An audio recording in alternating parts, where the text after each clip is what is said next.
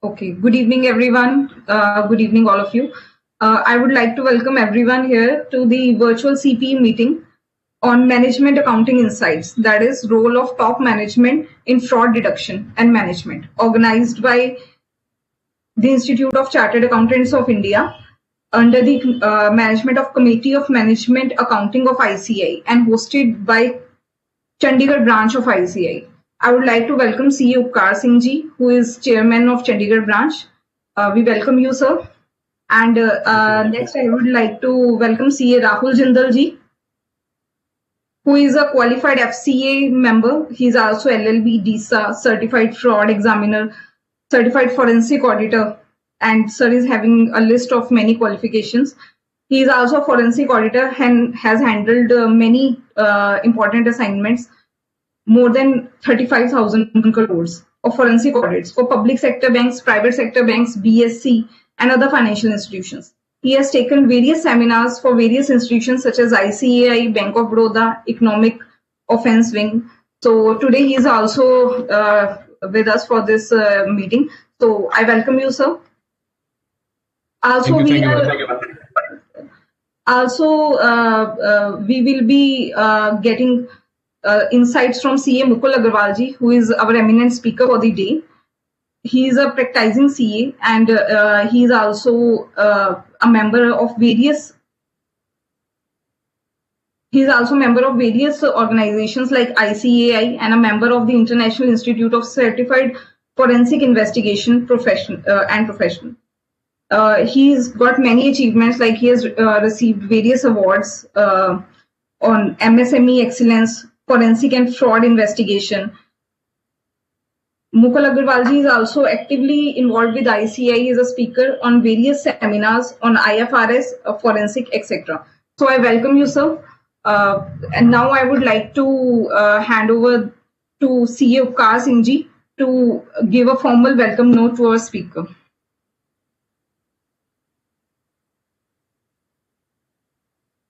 Thank you, Anchal. Thank you, Anchal ji. Respected members, a very good evening to all of you.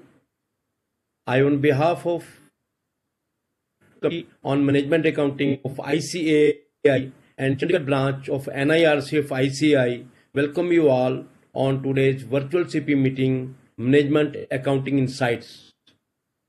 Eminent speaker for the session is CA Mukul Agarwal ji on the topic role of top management in fraud detection and its management. I also welcome speaker of the session CA Mukul Agarwal ji, our keynote speaker CA Rahul Jindal ji, and moderator of the session CA Anchal. Thank you, Anchal.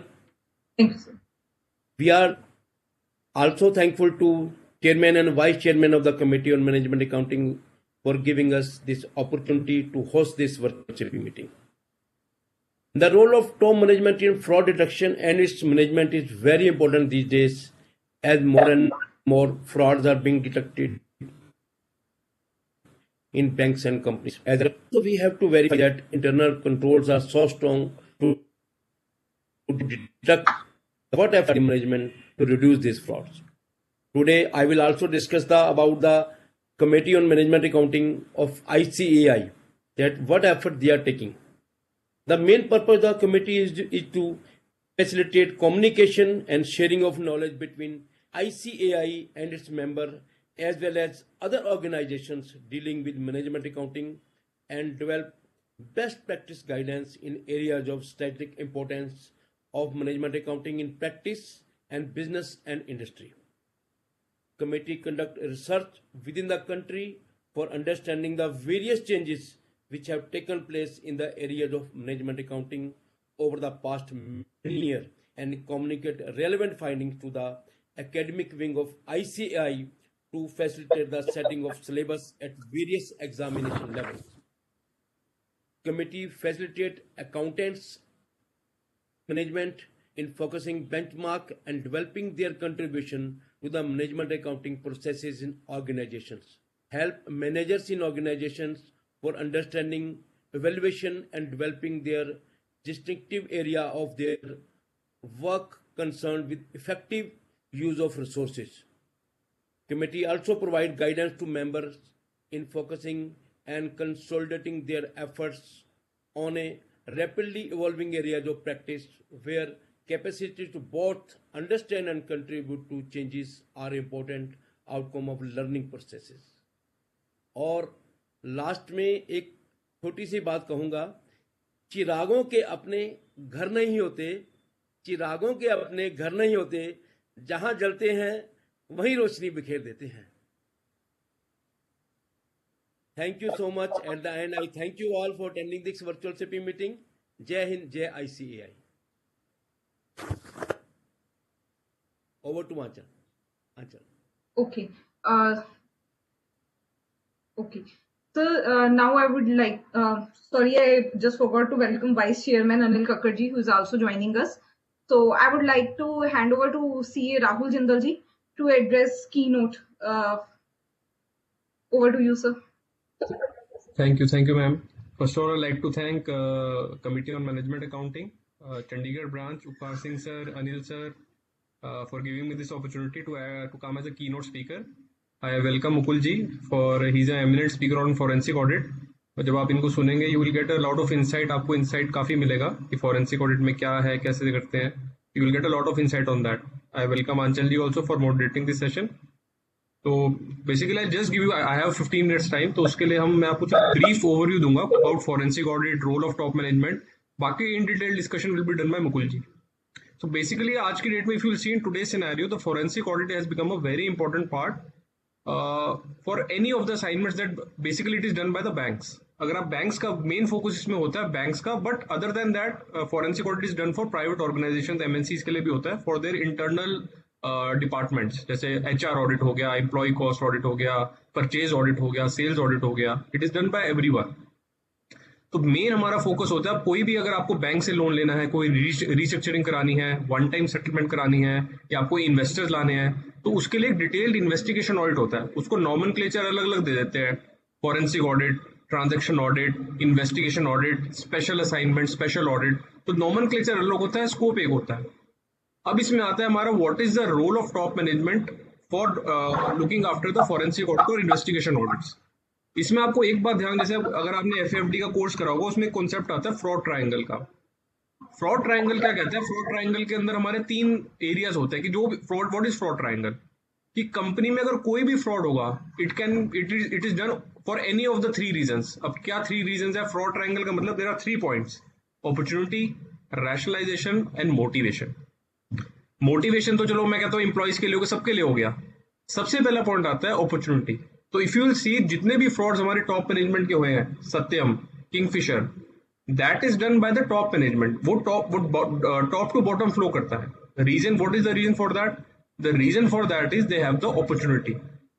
सत्यम में, Kingfisher में they had the opportunity कि भी books को कैसे manage करना है, या कैसे इन्फ्लेट करना है, या कैसे they have to reduce the balances of debtors, they have to increase the balances of bank statements, FDRs. Since they had the opportunity to undertake that fraud, hence that flew from top to bottom. वही हम बात करें, अगर PNB scam की बात करें, जो नीरव मोदी का स्कैम हो, वो हुआ था लोअर मैनेजमेंट से ऊपर की तरफ, लोअर मैनेजमेंट से शुरू हुआ वो fraud. What was the reason? That was a motivation कि भी मेरे को पैसा कमाना. So motivation is generally done, also done by the top management if they want to earn good money. It is also done by the lower management if they want to earn quick money. Generally जो opportunity होती है हमारी fraud triangle में, that is generally at the top level. Third हमारा point आता है rationalization का. We are trying to rationalize कि this is our right to earn. That can be done by top management or that can be done by lower management. कि this is our right, ये हमारा right है. Suppose करिए कोई कहे जी government tax ज्यादा ले रही है, 35%, 40% टैक्स ले रही है, तो it is our right कि हम वो पैसा रिकवर करें, whether by legal or illegal means. Hence, the role of top management is very important for good corporate governance of any of the organization. इसमें second concept आता है fraud में, मतलब what is a fraud? मतलब when do you consider that top management has done a fraud?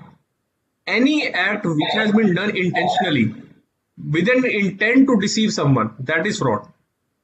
So you first and foremost you are undertaking any assignment for any of the top management. या top management अगर कोई भी decision लेती है, if the decision taken by top management is done with an intention to deceive someone, with an intention to earn money and to for a malified intention, तब आप उसको आप करेंगे फ्रॉड. की टॉप मैनेजमेंट की corporate governance सही नहीं है. मैं आपको इसका बहुत अच्छा एक एग्जांपल देता हूँ क्विकली.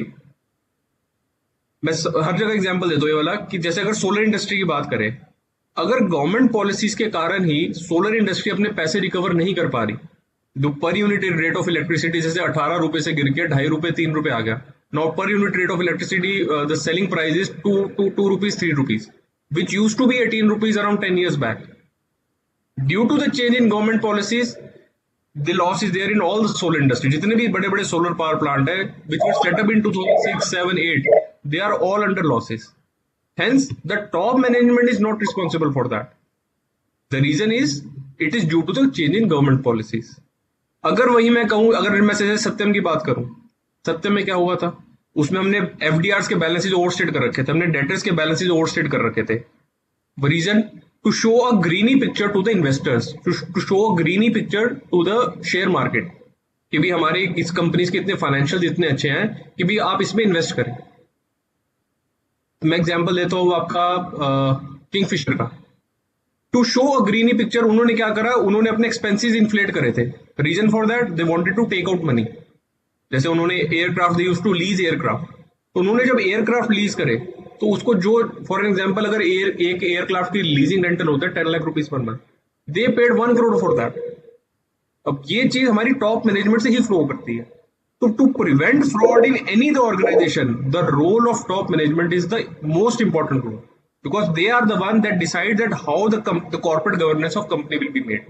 जैसे हम पढ़ते हैं कि टाटा की कॉर्पोरेट गवर्नेंस बहुत अच्छी है, Tata has the best corporate governance. उसके अलावा और भी कंपनीज हैं. Reason being that flows from top management to the lower management कि भी nothing will be accepted, all things are to be done legally and as per the schedule provided by them.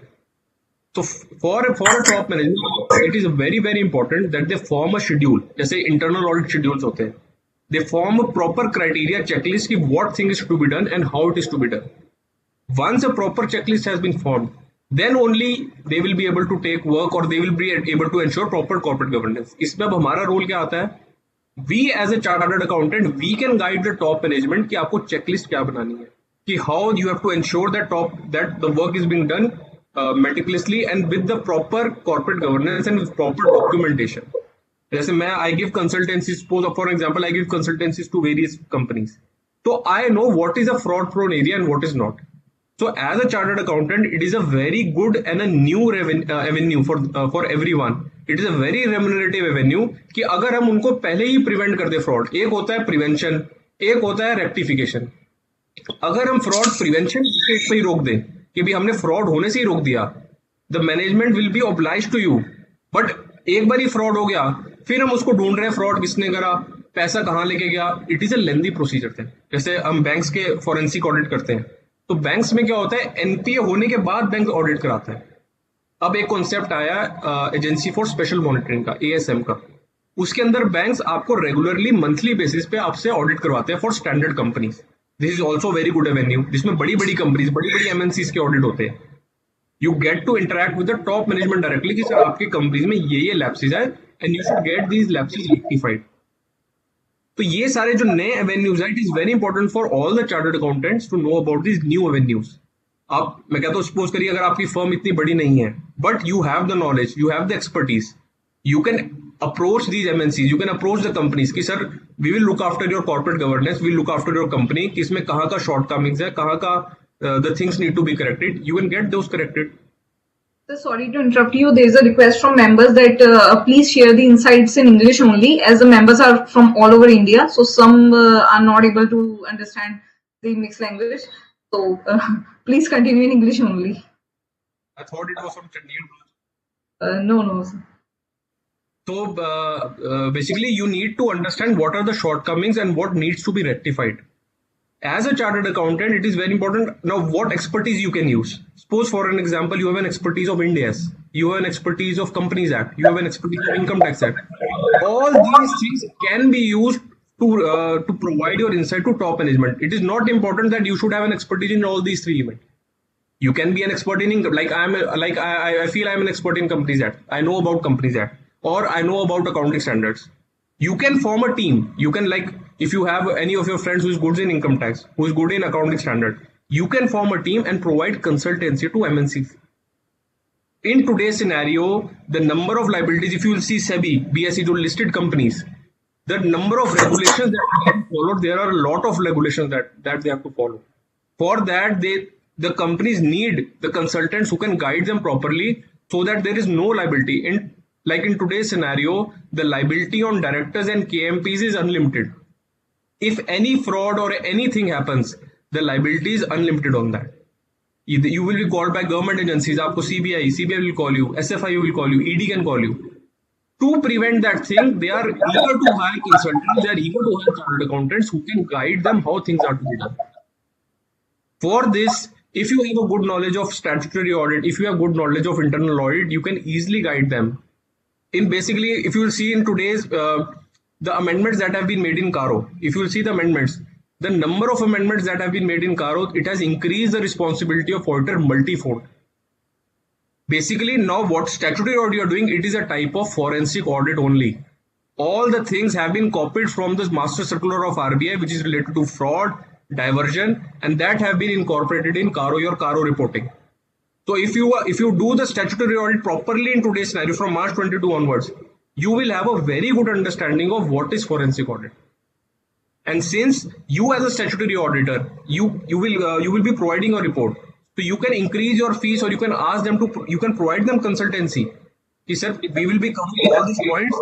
In addition to that, we will be guiding you how to maintain a good corporate governance and what things are to be maintained by them. So as a chartered accountant, you have various avenues. I know even though the traditional practices is going down, like the audit limit has been increased, GST audit is not there. Now there is a proposal that for the small companies as well. Let me tell you, in future, these things are going to happen. That the government is more focusing towards self-certification by the management. So these audits as a traditional practice, the work will reduce. For that, you need to find new avenues. And forensic audit, restructuring, valuation, insolvency, all these are great avenues for you. And it is let me tell you, these are very, very remunerative fields if you have knowledge and you can provide proper consultancy. If you can provide those things, you can earn a lot of money on the basis of experience and knowledge that you have. So this is just a brief overview about the fraud, what top management needs to be done. Rest of the things will be taken care by Mukulji. So I thank everyone. I thank the branch. I thank the committee and Anchalji for giving me this opportunity. So if you have any specific questions, I can take, or we can move to Mukulji. Okay, thank you so much, sir. This was a great brief note about forensic audit, and you ended very well. We all have very good earning opportunities. So now the audience will be very much interested in the next part. So now I request Mukul sir to kindly throw some more light on the topic. So over to you, Mukul sir. Thank you.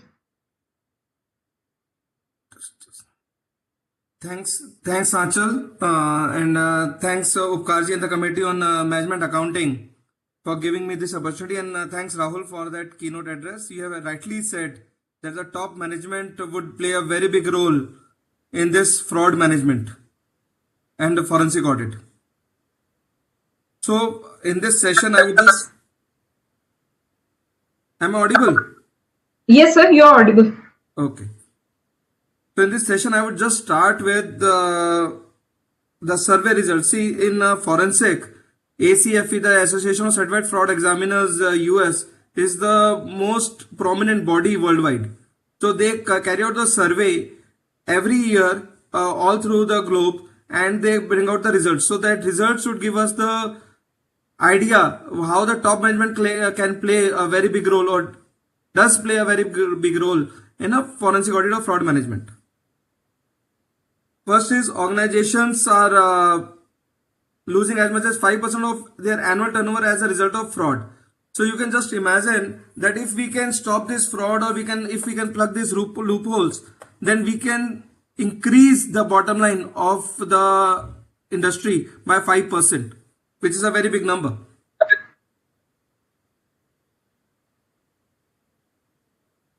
The total loss caused by cases in ACFE study exceeded 3.6 billion with an average of 1.5 million and median loss of $125,000 per case.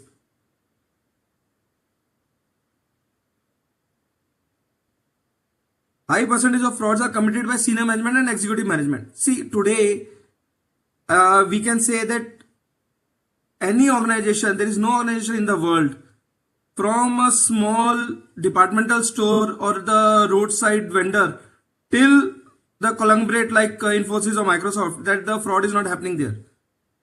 Yes, the amount of fraud would differ from if it is a low level person who is doing it.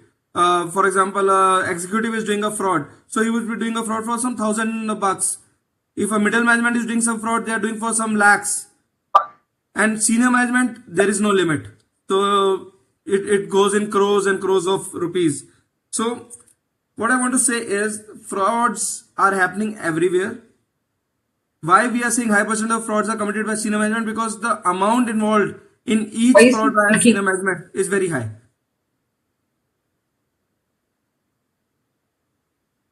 Asset misappropriation was by far the most common form of occupational fraud.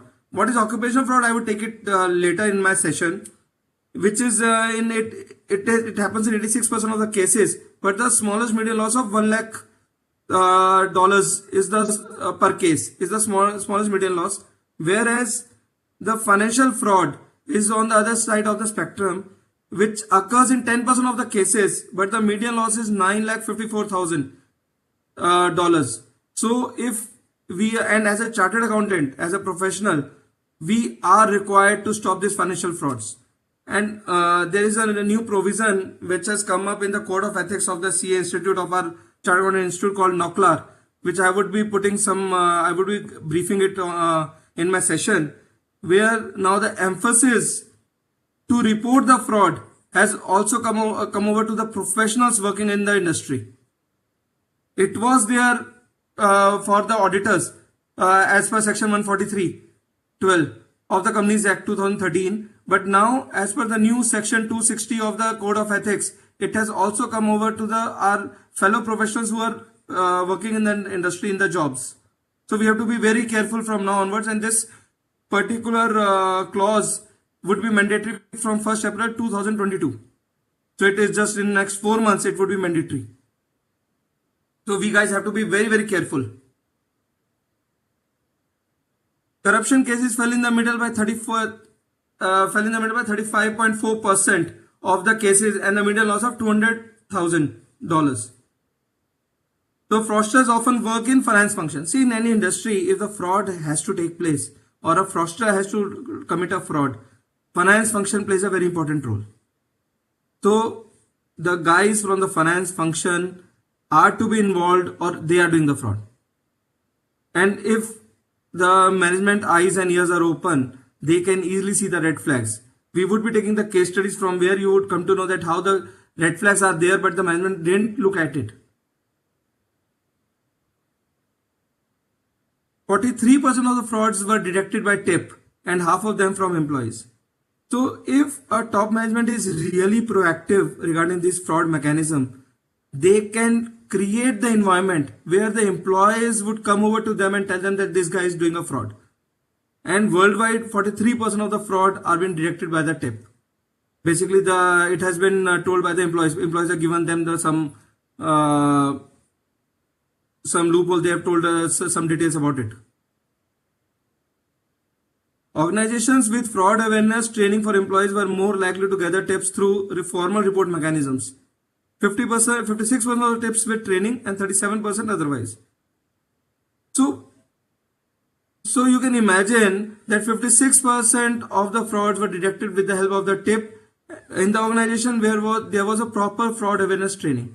And if the top management is not involved, then there is no point of having a fraud awareness training. And 37% frauds can be detected where there is no fraud awareness training. So the percentage of 19% between 56 and 37 is really big number. So these fraud awareness training are becoming the order of the day, and this would really help in containing the frauds. And the top management role cannot be specifically told that how important it has become nowadays in a fraud management. Prevalence of fraud is increasing in emerging markets. So you can imagine India is an emerging market. The fraud in India is increasing. Then we are going towards a digital economy. And then digital economy, you can easily say the frauds is increasing, but the nature of frauds is changing nowadays. Now you have more credit card frauds, you have more Paytm, or you can say the PayPal frauds which is happening. So these all things you have to be very careful about.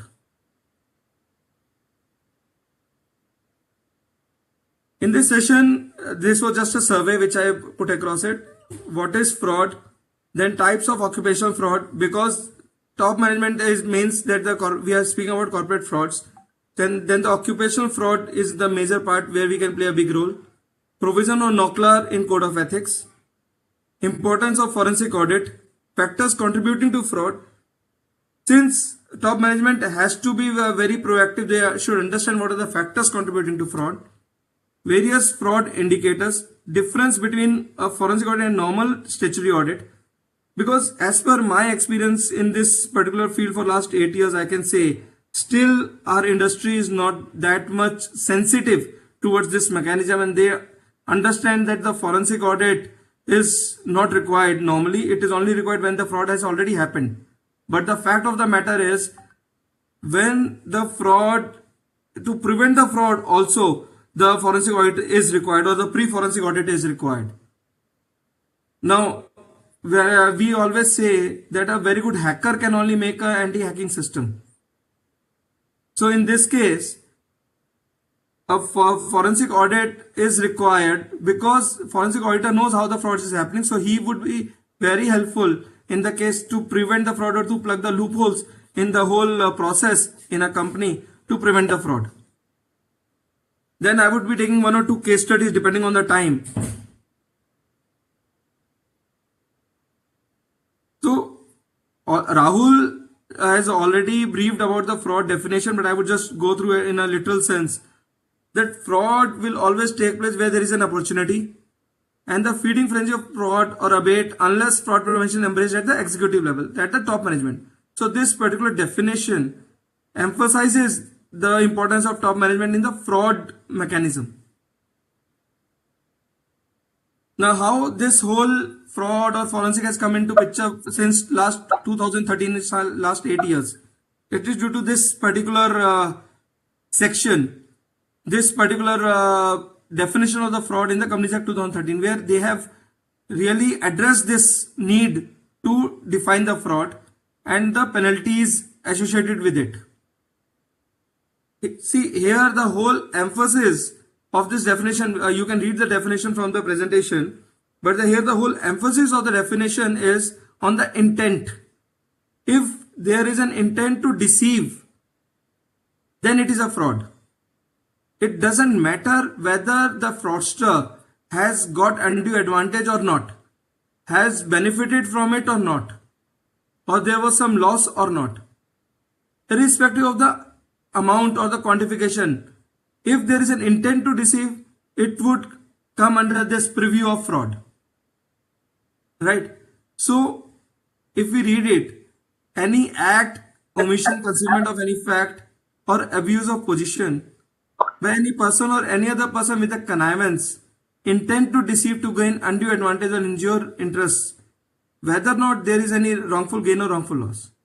So here the whole emphasis of this definition in the fraud definition is on the intent. So if there is an intent, yes, it is a fraud. If there is not an intent, it is not a fraud. Now, how this whole thing we can see from the agency perspective, the investigative agency's perspective. See, the whole onus, whether there was an intent or not. The agencies would say there is an intent. The whole thing comes up that they have to prove their intent. In the cases where we have gone as an expert witness, we have shown the intent. We have shown how that this thing has happened and how the intent has to be proved. If the intent is not proved, then yes, that cannot be termed as fraud. As per section 447, any key personnel who is involved in the fraud, he would be liable for imprisonment between 6 months to 10 years and fine up to 3 times of the amount involved in the fraud. Right? Now, just understand this thing, and now the NOCLAR provision. I would just add NOCLAR provision with this. Just give me a second.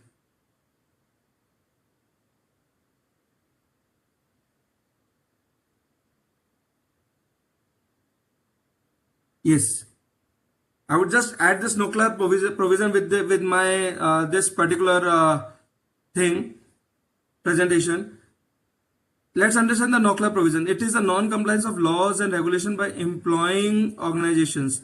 Right now, this provision would be effective for the employees working in listed entities, and it would be effective from 1st April 2022. Right? What does it say? The professional accountant. Here, the professional accountant is chartered accountant. Professional accountant has to report any case of non-compliance and suspected non-compliance with laws and regulations generally recognized to have direct effect on determination of material amounts and disclosures in employing organization financial statements, and other laws and regulations that do not have direct impact on the determination of amounts and disclosures. So if as a chartered accountant, if as an employee I come across anything, any laws and non-compliance with any laws and regulation which would have a direct impact on my financial statements, I have to report that. I am bound to report that. It is under the code of ethics. So if I'm not doing that work, I would be liable under section 447 of the Companies Act, as well as I would also be liable under the code of ethics. So the institute also gets a handle that in disciplinary committee they can take a case against me. So previously it was only under section 447. Now it has also come under the code of ethics. And any other laws and regulation that do not have direct impact, then also if it is a non-compliance, we have to, as a chartered accountant employed in the organization, we have to report. Even we have to inform the auditors who are doing the audit. So you can imagine the kind of liability as a chartered accountant we have on us in the whole this fraud scenario. To the senior management, those charged with governance, and if they are involved to appropriate authority, as professional accountant deemed fit in reasonable time, and also to report the matter to auditors of the company based on the gravity of non-compliance. So if, for example, I have to report to that senior management, if I think the senior management is also involved, so I have to report to the next higher authority, maybe the shareholder or the government or the company's law board or NCLT, and yes, I have to report to the auditors as well in the reasonable time. So the whole onus of reporting is now put on the chartered accountant, where if he is an auditor, he has to report as per section 143, and if he is not, if he is an employee under this provision, he has to report to the senior management. So this definition also put a very big emphasis and hence proves it that the top management plays a very, very big role in the fraud management.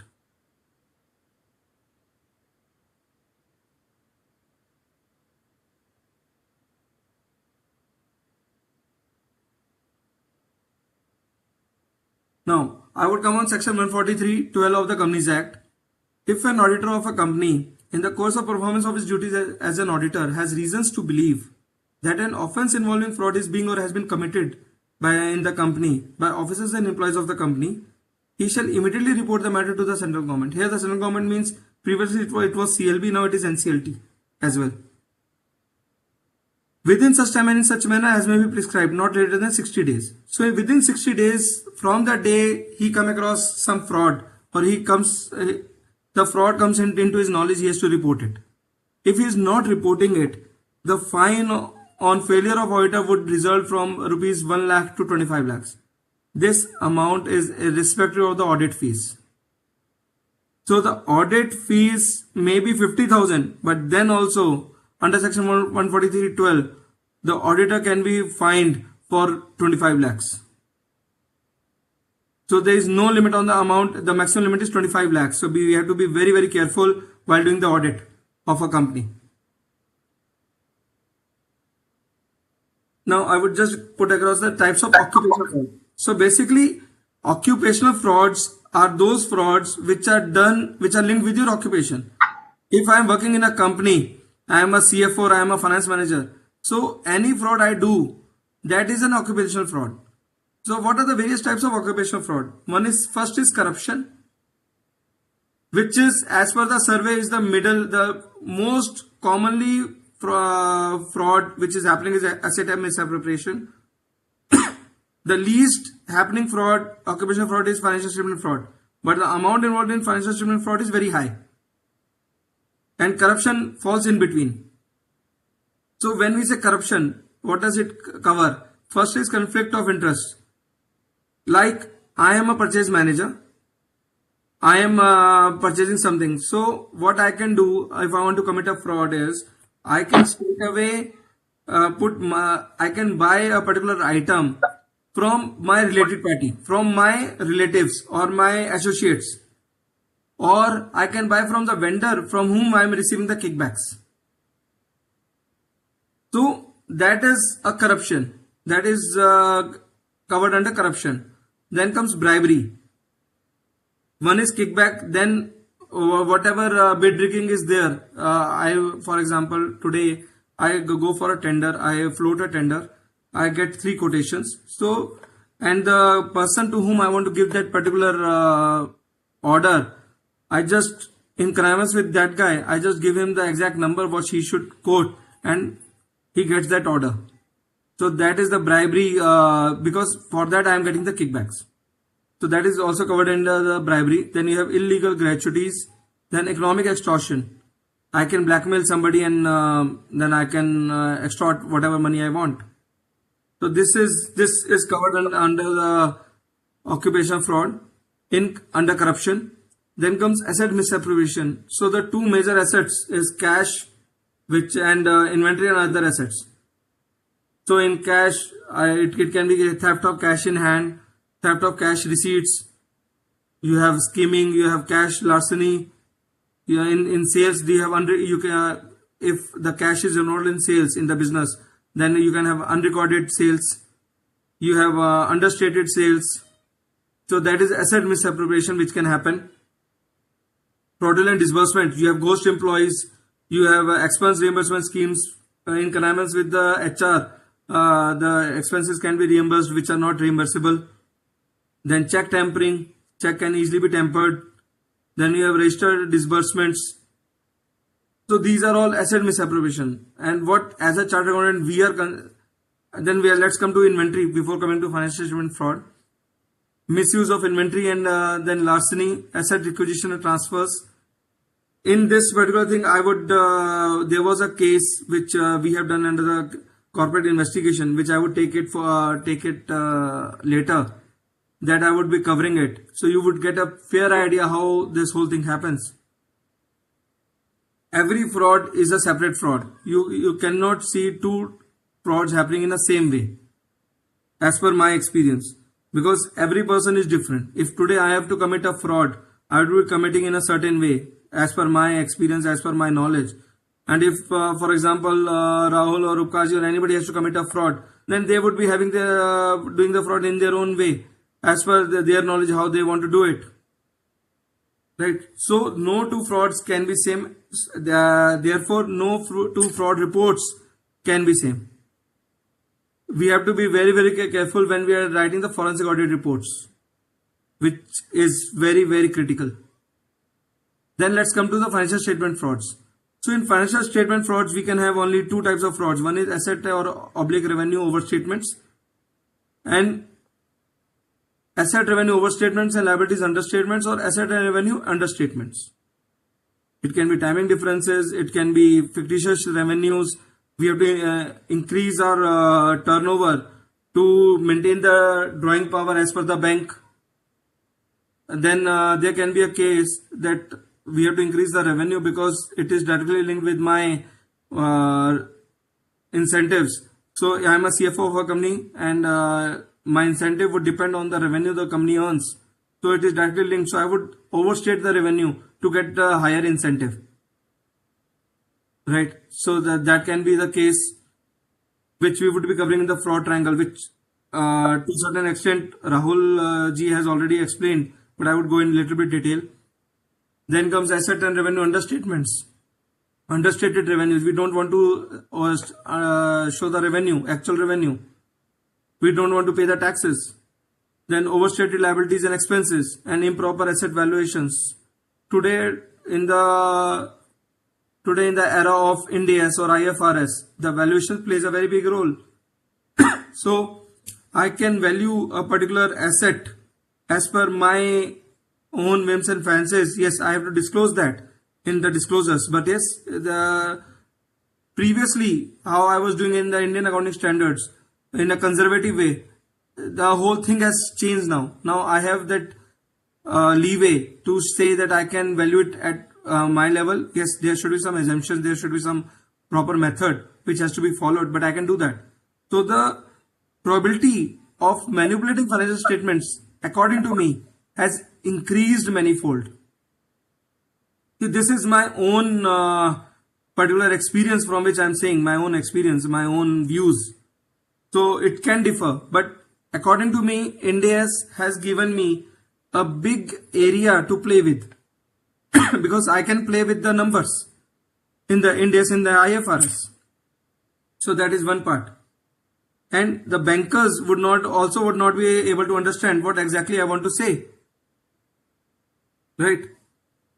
So that is how the fraud whole regime or whole things are changing. And if the top management, again I am emphasizing, if the top management is not keeping their eyes and ears open, it would be very, very difficult to contain that fraud.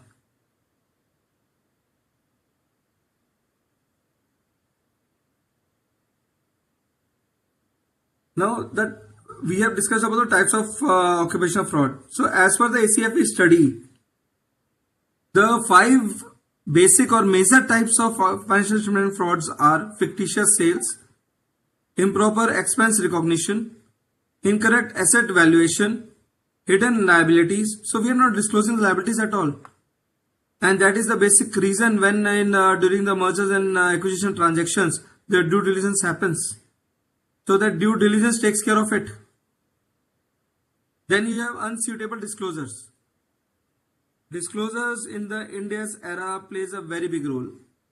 Just having a look at the profit and loss, balance sheet and the cash flow, we would not be able to understand the whole financial position of the company unless and until we also read the disclosures part of it. If we are not reading the disclosures, we cannot come to a particular conclusion whether the financial position of the company is good or bad or whatever. So we have to be very, very careful while doing it, while understanding the whole thing. And if the disclosures are not correct, it is considered as fraud.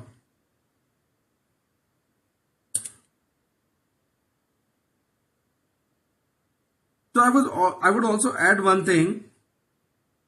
Normally, previously, what was happening was that we, as an auditor, we were also preparing the financial statements. The whole liability of preparing the financial statements rests with the company. But as an auditor, sometimes we were preparing the financial statements.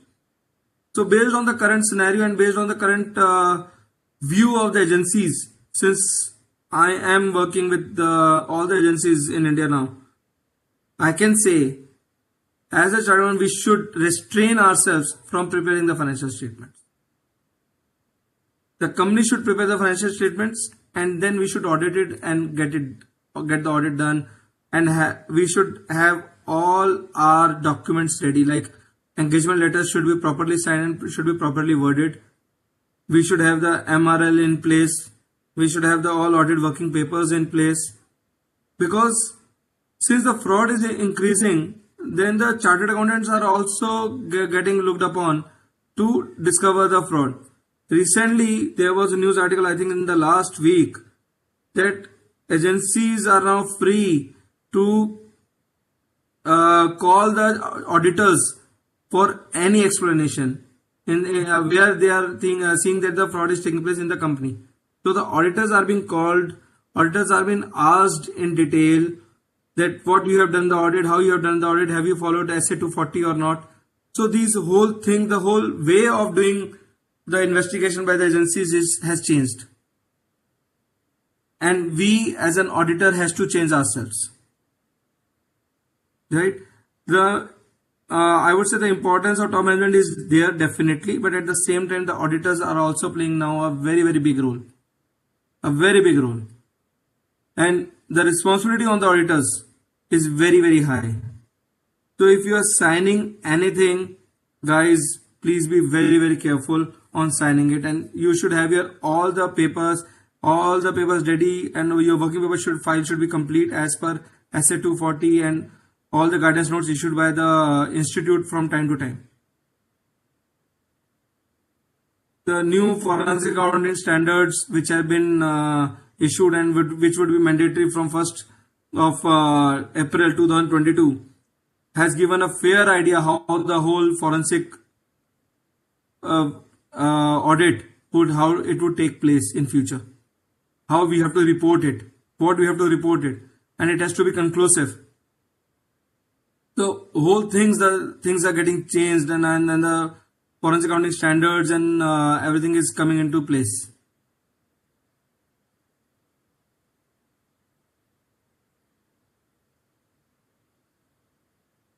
This is again one of the survey as per the ACFE. You can see the lack of internal control is the biggest reason of fraud. And how the internal controls can improve.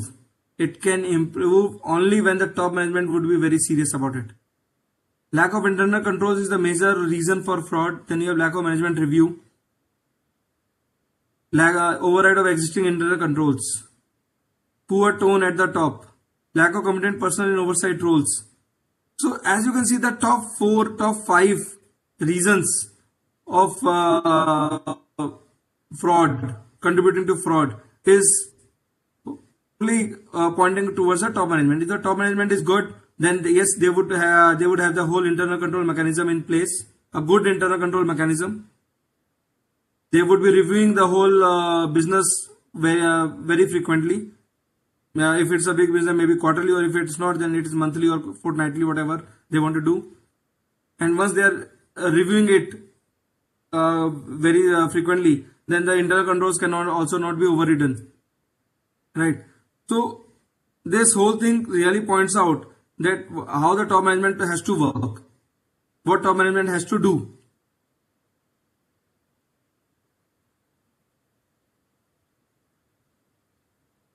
This is a survey of ACFE again. Wherever in the whole presentation, wherever I am taking sharing the survey results, it is based on the ACFE survey. Right. So as you can see, 80% of the fraudsters face some form of internal discipline from victim organization. Now what happens? A person has not adhered to the discipline, internal discipline, and he has done something. But the management says, let's not take action against him. He's an old employee. He was honest. He must have done this for some reason. And they don't take any action. What then happens? Then that person is motivated to do bigger action, to commit a bigger fraud. As you can see from the survey, that the 80% of the fraudsters face some form of internal discipline. So if at the time of internal discipline itself, they would have been properly fined or penalized or maybe suspended if the internal discipline they have breached is high, then this fraud would not have happened. The fraud would have been saved. But yes, it is there. 42% of the occupational fraudsters were living beyond means. Beyond their means. Now I will give a classic example, like 10 years back when there was no casino in India. 10 to 15 years, 10 years I think, 10 to 12 years back, when there was no casino in India except in Goa, Nepal was full of casinos. So every Indian who wanted to play in the casino used to go to Nepal.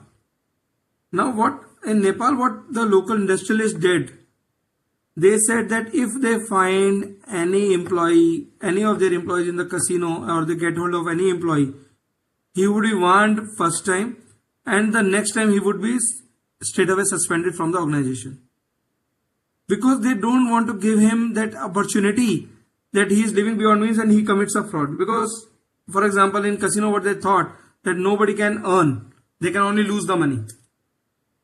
And why to give the opportunity to the employee that if he loses the money, then he commits a fraud in the company and recovers that money. So their whole basic understanding was Nepalese people were not allowed. Second, in Nepal, if local is caught hold, any employee is caught hold in casino, he would be warned for the first time, and in the next time he would be straight away suspended. In one of the cases which we investigated, the employee was living beyond his means. A person who is earning like 25,000 bucks, right? He is changing his mobile and having the latest smartphone every 3 months. He is having a bike of 2 lakh rupees, a Royal Enfield bike of 2 lakh rupees, and he changed that every year. The model, he's changing the model every year, but nobody is looking at it.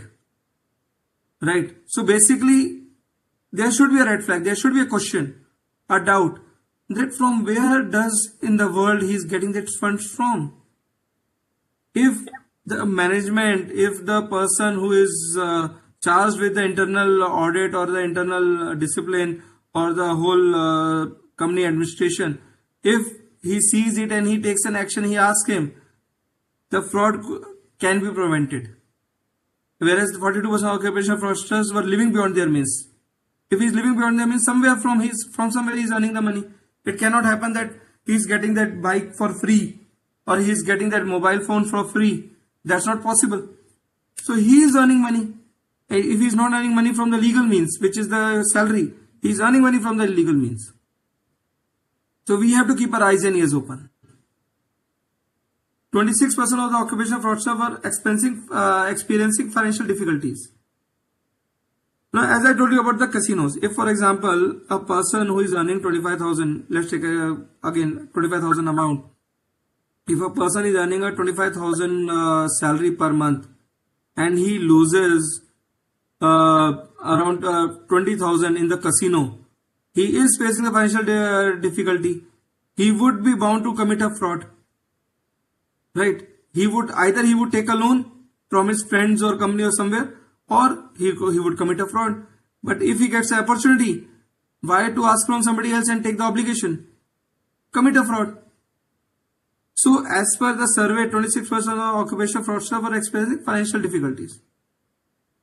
Now 46% of victim organizations declined to refer case to law enforcement and said that the internal discipline was sufficient. Now what happens is, this is specifically in India now, because abroad now things are very much transparent and they are referring to the law enforcement agencies. But in India again we have that mindset that this person is an old employee of mine. He was an honest employee. Now if he was an honest employee, why the hell in the world he has committed to the fraud? That means he is not an honest employee. So we have to refer that to law enforcement agencies so that the other employees of the organization doesn't get motivated to commit a fraud. Like in this case, 46% of the victim organizations declined to refer cases to commit to the law enforcement agencies. If these organizations would have referred the internal discipline case or that fraud case, small fraud case to the law enforcement agencies, the bigger frauds could have been averted. So then comes lack of internal controls contributed to 1/3 of frauds, which is a very, very big number. 33% of the frauds can be saved with the help of internal controls. So previously when I started as a chartered accountant, I was doing an internal audit. At that time what I was doing? I was doing the vouching. I was doing whether it has been properly been approved, approval, the organization metrics was there or not, and a basic idea. Then we cross over in the internal audit towards the process audit, whether the process is right or not, right? And we were moving ahead. Now the time has come. We have to move over and to the risk matrix, where we have to find out the critical areas in a particular company and how that areas critical areas have been factored in the audit program. And if there is and from time to time the internal controls have to be reviewed based on the changing circumstances, changing times. So the internal, if we can plug the loopholes in the internal control, we can stop 33% of the frauds from happening. Presence of anti-fraud controls has increased over last decade, resulting in lower fraud losses and quicker detection. Anti-fraud controls, as I said, if in Indian we can just factor in the fraud controls, anti-fraud controls, it would help us to minimize the frauds. So this is the whole survey results, which is pointing towards one thing. Again, the top management, the management of the company.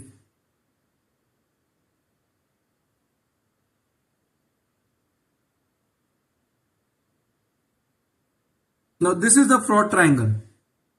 What does it say? First is the pressure. A classic example is I am a CFO of a company and I have getting my salary. Some is the fixed part, which is every month I am getting it, and some is variable part, which is linked with the company profits. For example, if the profit of the company is more than this certain amount or certain percentage, then I would get this much in incentive. If it is less than this percentage, I would get this much incentive. If that is the whole matrix prepared, then that calls for fraud. That fraud can happen because that CFO would be tilted towards doing a fraud, would be tilted towards manipulating the turnover or manipulating the profit or understating the expenses so that his incentive is increased. Second, I am a owner of a company. I have a plans to bring the IPO to get my company listed in next 5 years.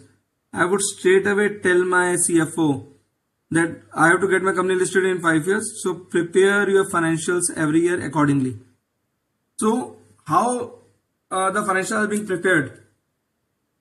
For example, if in 5 years I have to bring the IPO, I have to show the increasing trend of profits to my investors, to my future investors. So what I would do, irrespective of the fact that I am incurring losses, I would manipulate the books of accounts. I would prepare the books of accounts in such a manner that it would show profit, and every year the profit is getting increased. And when the IPO would come, based on that increasing trend, I would get the valuation, I would get the price in the market. So that is pressure. Second comes opportunity. If I have an opportunity in front of me to do a fraud, why would I not do a fraud? If there is no delegation of authority, if there is no decentralization of the roles and responsibilities, everything is under me. I am a CFO. I am bound to commit a fraud whenever I face some financial difficulty, or I would like to live beyond my means. I would commit a fraud. Third is rationalization. Rationalization is, see, in forensic audit, I would say the best part in corporate investigation is I always tell my team, and I myself follow that whenever I go for a forensic audit or a corporate investigation, I first find out who are the disgruntled employees. I go to the disgruntled employees and understand why they are so much against the company. Understand them. Because first, there are two options with them. First, maybe they know, first is they would tell me the exact scenario of the company. Because they want to take revenge from the company, or they are not satisfied with the company. So they would tell me their exact scenario. Second, it is also possible they could have committed the fraud. Now, there was a Bollywood movie. I always take this example in my lectures. There was a Bollywood movie of Amitabh Bachchan called Aankhein. Amitabh Bachchan was working in one of the bank. And what happened, that in that bank, he was the senior most employee. He expected to get certain kind of benefits or honor or respect in that bank, but based on his nature, based on his behavior, he was not given that respect or incentive from the bank. So he rationalized in his mind that since the bank has not given me my due, I would take revenge from the bank and I would do the bank robbery. So he did the bank robbery with the help of 3 blind people. It is a Bollywood movie again. So what I want to say in this particular thing, he rationalized his behavior. He gave the justification of his dishonest actions. So wherever we go for a forensic audit or the top management sees these three things, they should keep their eyes and ears open and they should factor in these points in their overall scheme of things. Top management has to do it. The auditor has to factor in these points in their audit program. Now, after entering this forensic world, I can say whenever I see any of these three things, I would take care of the vouching or the random vouching, or my whole audit program would be tilted accordingly, and I would give more emphasis to the things being handled by that disgruntled employee or the employee who is under pressure or the employee who has the opportunity. So I would take care of that thing in a bigger way in comparison to the other stuff which I have to do during the audit. So that would impact my audit program.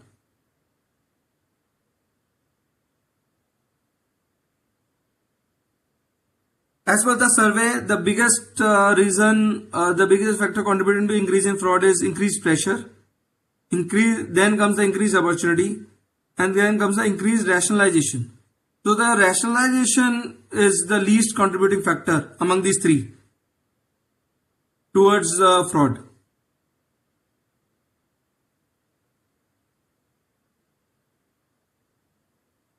Nuclear, I have taken this thing. Now comes the various thumb rules for forensic accountant, and this is equally applicable for the top management in this fraud management. Fraud cannot be done by a single person. In corporate life, in corporate or in any organization, fraud cannot be committed by a person. If as a management I consider that the fraud has been done by this guy and I have caught hold of this guy, then I am living in the fool's paradise to say that he is only involved, nobody else is involved. And that actually has happened. In the case study, I would take that. So that actually has happened, and the actual fraud was not detected until the forensic audit happened. So what as a top management or as an auditor we should be careful about is the fraud cannot be done by a single person. At least 2 or 3 persons would be involved in the fraud. Second, fraud can also penetrate through gunpowder effect. What we mean by gunpowder effect? First, if I see a particular transaction, the mismatch or the manipulation in that transaction, the total amount involved in that transaction would be very less.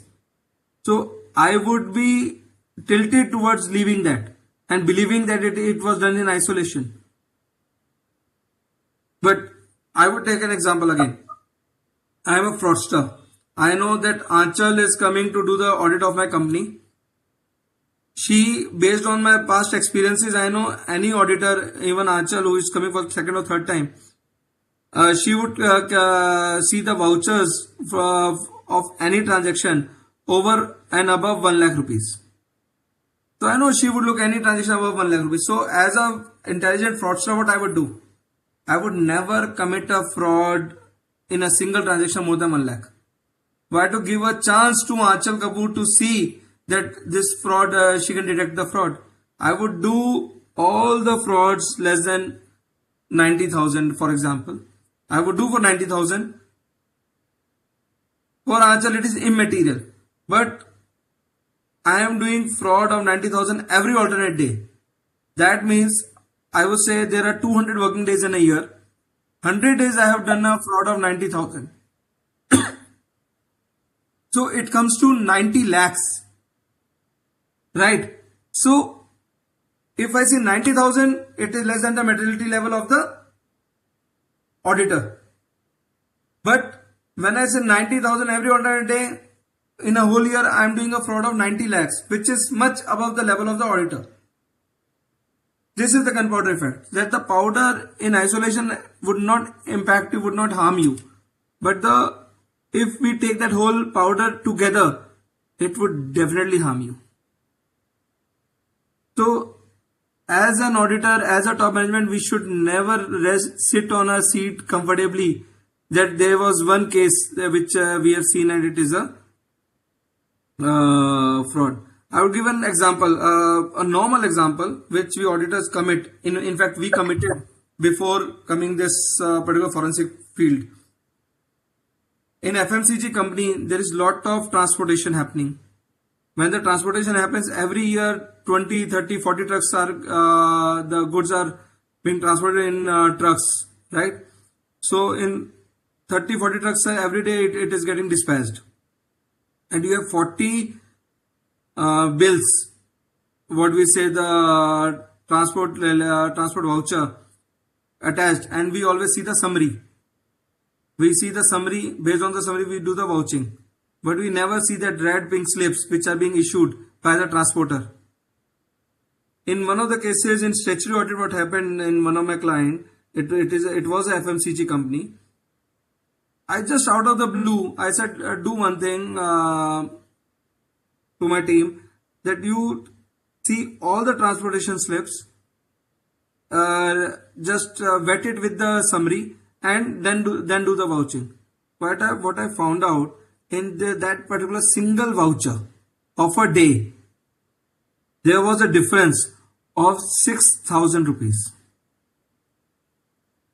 Just 6,000 rupees there was a difference, right, in a single voucher, and there were around 10 vouchers every day, and the one person was involved.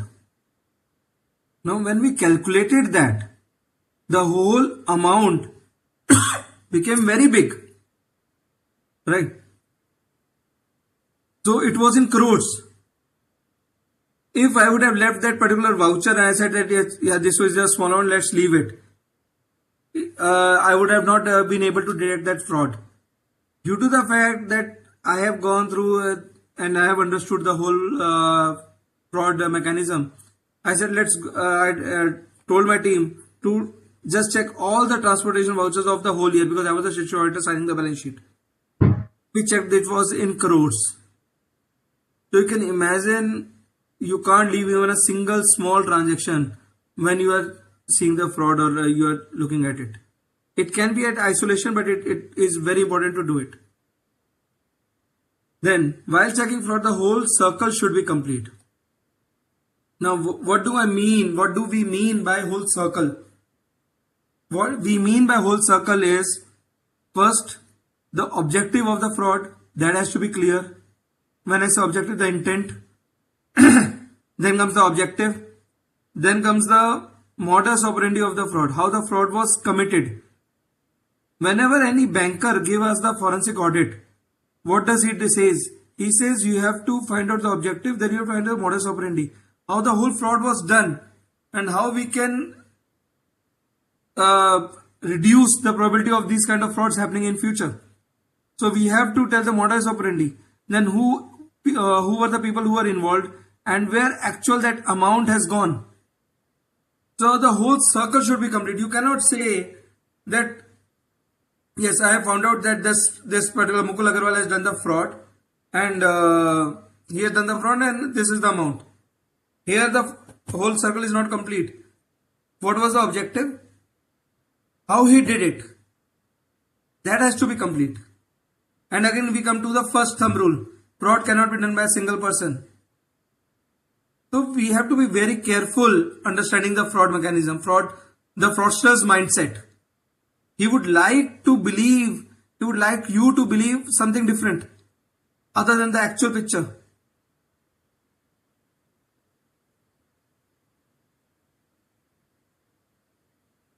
Now there are two major types of forensics. We can say financial forensics and digital forensics. I think there's some issue in my presentation. Financial forensic is what we have discussed. Now there is another world of digital forensic, which is more on the IT side of it. I would just give a brief view just after this slide, I think. Now let's understand, we have understood the frauds. Then comes what is forensic audit. The basic bottom line of the crux of forensic audit is that the deliverable should be admissible in the court of law. If the report is not admissible in the court of law, then it is not a forensic audit. Plain. So we can just read the definition that forensic, first let's go to forensic accounting. It is a specialty practice area of accountancy that describes engagements that result from actual or anticipated disputes or litigation. Forensic means suitable for use in the court of law. And it is to that standard and potential outcome that forensic accountants generally have to work. Right? Now there comes a question that in normal parlance, accountants cannot be auditors. But here I can say the forensic accountants can be forensic auditors. There is no bar on that. The reason for that is, what is forensic accounting? In let's take an example. There was a manufacturing setup. The fire has happened, and everything has been destroyed. In this case, the scope of forensic accountant would be to prepare the books of accounts based on whatever data he can fetch it. First from the bank statements. Second from public domain, from ROC. Third from GST returns, income tax returns. The assessments. Whatever he can fetch from anywhere. Based on that bits and pieces of data, he has to create the books of accounts. So that is the forensic accounting. And since he has created the books of accounts, he is the best person to do the audit as well. He is not involved. He is not a normal accountant. He is the third party which has comes to prepare that whole, create the whole books of accounts. Right? So he creates the books of accounts, and then he does the audit of the books of accounts, and he says that the fraud happened or not. Now, there is a cases like, for example, I have manipulated the turnover. Since I manipulated the turnover, the whole effect is on the stock. Now, as per the books of accounts, the stock lying in my plant premises is of $100,000. Actual stock, since I have just manipulated it has not been the actual turnover. Since I have manipulated the actual stock in the whole thing in my plant premises is only $10,000. And I know in future this is a fraud, and how to get out of it. Because there has to be some limitation, some period under which I have to get out of it. So what I have found people doing it is that they have they have put the fire in the premises in such a way that the whole stock has been destroyed. They show that the stock has been destroyed, and they put the empty carbon boxes, and just fire happens. The stock has been destroyed, and when the insurance agency comes, the surveyor comes, he just say that on the books of accounts that this is the actual thing. But here the forensic auditor plays a role. In India, still forensic audit is not very much prevalent in the insurance industry, but abroad forensic audit is fully prevalent in the insurance industry. In India also it is picking up. In the big insurance claims, forensic auditors are getting involved. So here the forensic accounting is also required, since he has to build the books of accounts and he has to say how much stock was there. And as well as the audit has to also to be done, whether the actual stock, what he was telling in the claim is correct or not. And as expert witness, the forensic auditors can also be called to the courts to give the witness or the expert evidence at the trial. So that is forensic audit.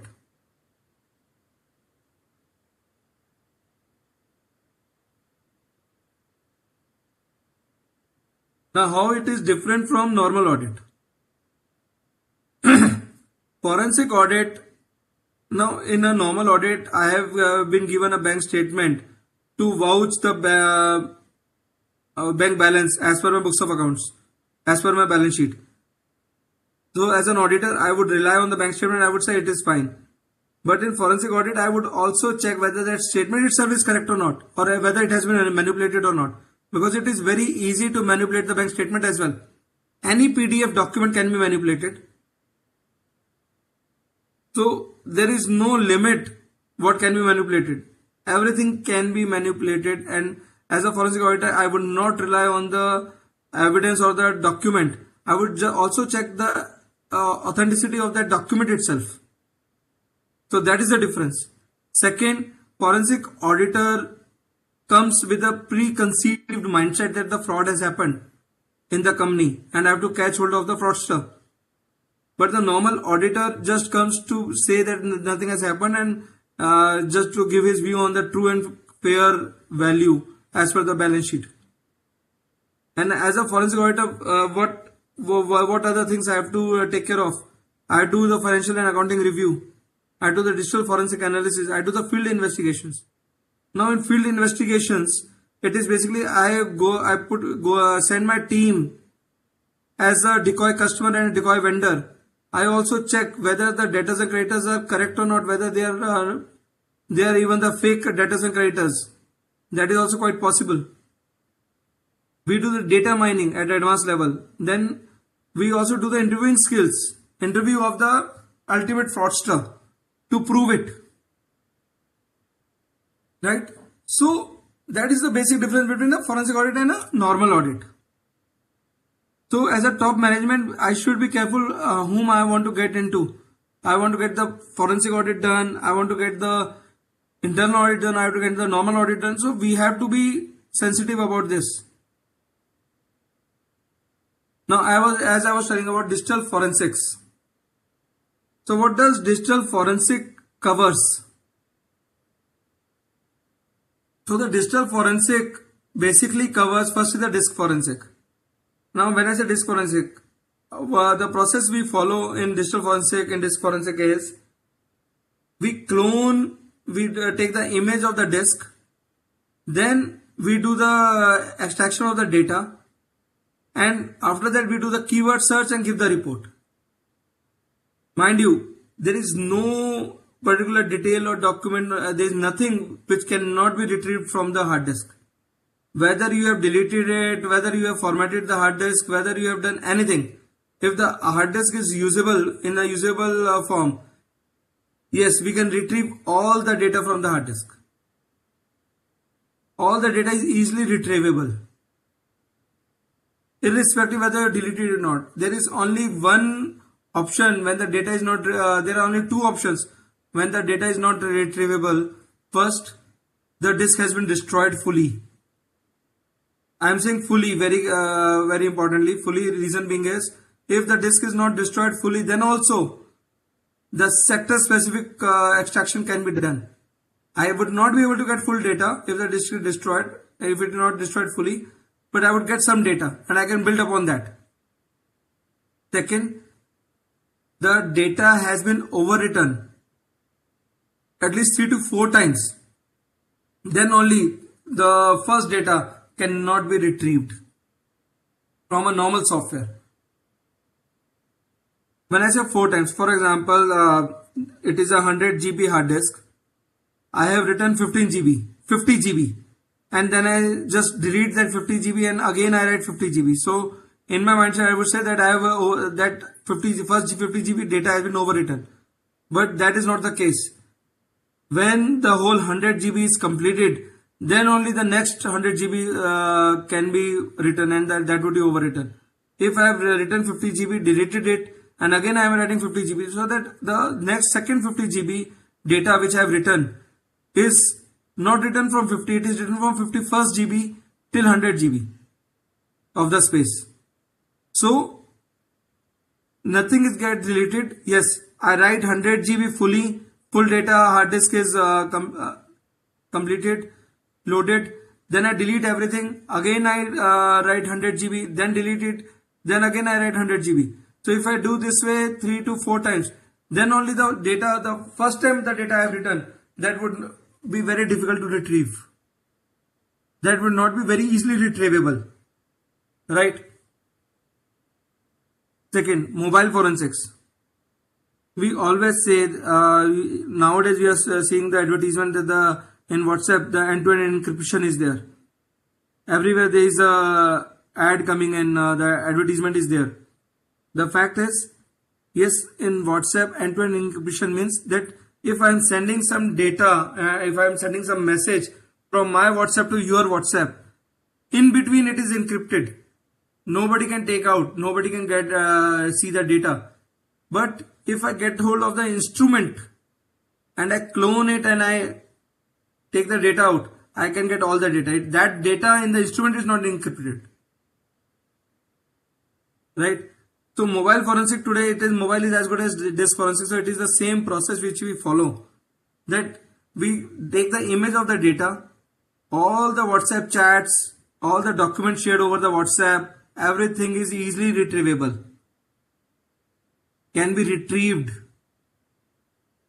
right? So if you have written something on WhatsApp or you have shared some document and you delete that, and you think that it has been deleted, it is not deleted. It can be retrieved during the income tax raids or the GST raids. These kind of data are getting retrieved by the team which are assisting the income tax departments. So it is easily retrievable.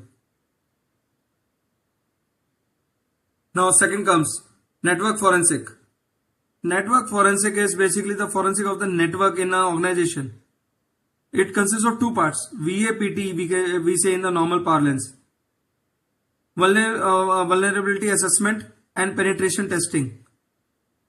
In one of the cases, what happened, and that case was solved due to network forensic.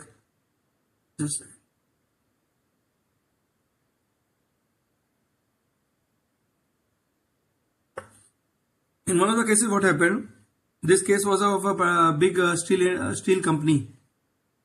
Now, this steel company used to bid for tenders of the government tenders for supply of the material. What they found out, they said that for the last two tenders or last three tenders, one particular competitor of theirs was getting the tender. And they were not able to get the tender, and because the lowest price was quoted by that person, or maybe some specification difference was there.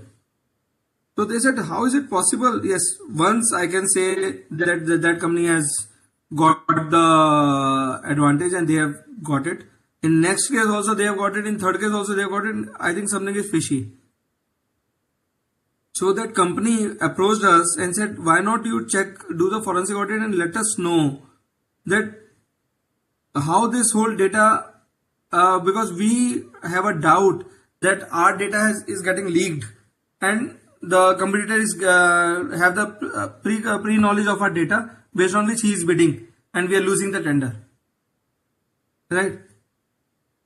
So we started with the whole thing that the person who is getting the data, who is having the data, who is having the knowledge of the data and everything.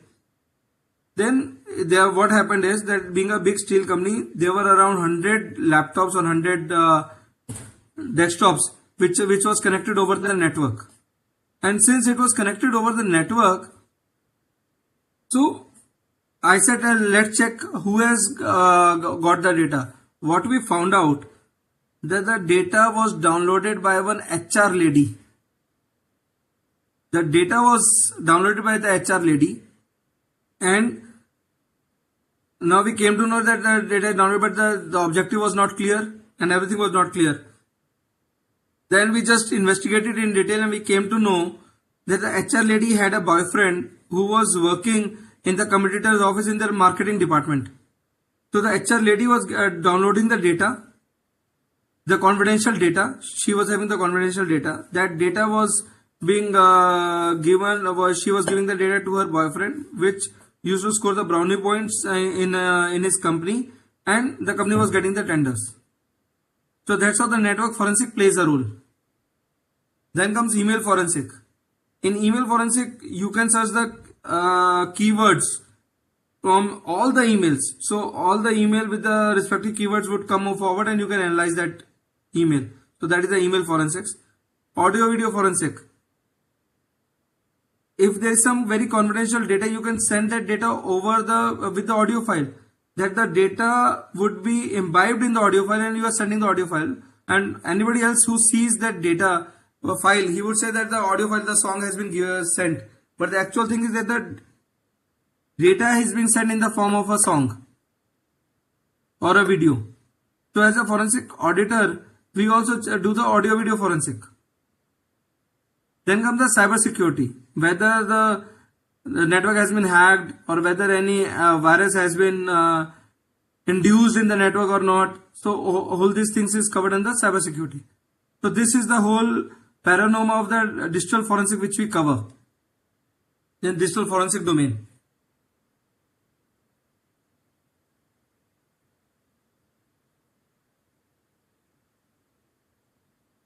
Now these are few of the tools required for digital forensic. I would not go in details. This you can easily get it from the presentation. Now let's go for the case studies. Right. So Achal, how much time I would have for the case study? So 25 minutes are still there. 20 minutes actually. 20 minutes, fine. Okay. On 7:45 we'll be having a question answer session. Okay, perfect. Sounds good. So I would take a classic example of a logistic company. Now you would find out how the employee fraud happens and what the management view was and how the fraudster does the work. And where the management was lacking, I would just put it in the points. In a logistic company, the logistic company was having various offices across India. It is a big logistic company. In the logistic company, there was a person in the head office who was the receptionist. Again, I am saying he was a receptionist. What he did, he was a receptionist. His salary was around 15,000 and his job profile was just to pick the phones and transfer it to the respective persons. Second, to procure stationery for the head office. He was the employee who was, I think, 20 years old employee in the organization. So he was procuring the stationery for the head office and he was paying all the telecom bills. Yes, the approval matrix was there. The approval was done by some other person. But the approval, but he was paying it. He was receiving the bills. He was getting it approved and then he was doing the final payment. Or the final payment was done by the financial team, finance division, and he was just coordinating between the service provider and the company. Right? So, what in this case, what actually happened? Let's go for telecom, which was very straightforward one. What he did? He said there was the company had taken various n number of mobile phones or mobile numbers from Airtel and Vodafone and Jio. So what there was a consolidated bill which was coming in the company every month, right? In the consolidated bill, he used to get the bill and he used to give it to the approving authority that this bill is come and the authority used to approve it. Then he used to first I would say the whole process and then I would say how he did it. The process was he used to get the bill, he used to take mail the bill to the approving authority. The approving authority in the organization would approve it. He would the approving authority would send the mail to him, CC to the person in the finance department of the company. Then that person in the finance department used to pay that particular amount or do the NEFT or RTGS to the service provider. Now, I would put it that I am the receptionist who is sitting and doing this work. What I did in this particular case was that I got a bill, I gave to the approving authority approved the bill and then sent the bill to finance person. Then I told the finance person that look, Achal, there is a case that if we give this payment to not directly to Airtel or Idea or Voda, give this payment to the distributor in our city, he would give us 5% discount. And without checking, as a finance person, without checking it, I said yes, we would get 5% discount and the bill is huge. So 5% is also makes a very material number. So let's pay to the that distributor. That management, the head office in charge, he never have any doubt on that person because that person was a 20-year-old employee. Right? Now, what I did, I got the bill where in the bill 100 amount was payable, 100 rupees was payable. I manipulated it. In the first bill, I sent the bill to 100 rupees. That person, the approving authority approved it and sent the mail to the finance guy. Finance guy then paid the amount. I said that the distributor, you pay to the distributor. In connivance with the distributor, see, alone I cannot do anything. In connivance with the distributor, the finance person did the RTGS to the distributor. In first case it was 100. Then distributor, instead of depositing 100, he deposited 50 with the Airtel, and the rest of the rest amount, 50 rupees, was basically shared between me and that distributor. I took 25 rupees or 30 rupees and the distributor took 20 rupees. Fine, I have got it. Now the question comes in, when the next time the bill would come, what would happen? Next time the bill came to me, I got the bill, I manipulated it where it was written that the 150 rupees were paid. I showed it as 100 rupees has been paid. And I put in the current bill. Right? Or I said this amount has been paid. So I manipulated the previous amount, paid amount. I never showed the actual amount, and only the paid amount was shown.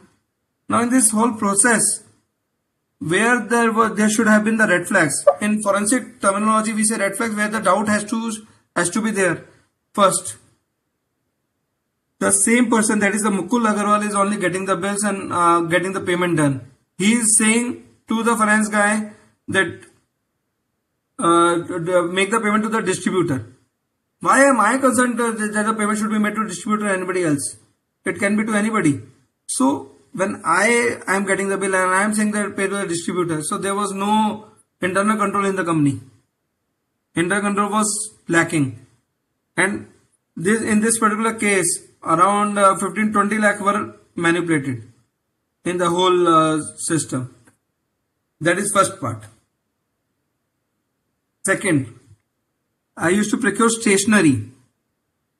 Right? Now, what was the red flags? In stationery, what was happening was every department in the head office would give me the requisition that this is the amount of stationery we require. In stationery, it was mostly the paper rims for the photostats and the printouts and all that stuff. So being a logistic company, there was a lot of printouts. So it was majorly paper rims. Second, you have other small items, stationery items, which they used to procure. It was cartridge or it was other thing else.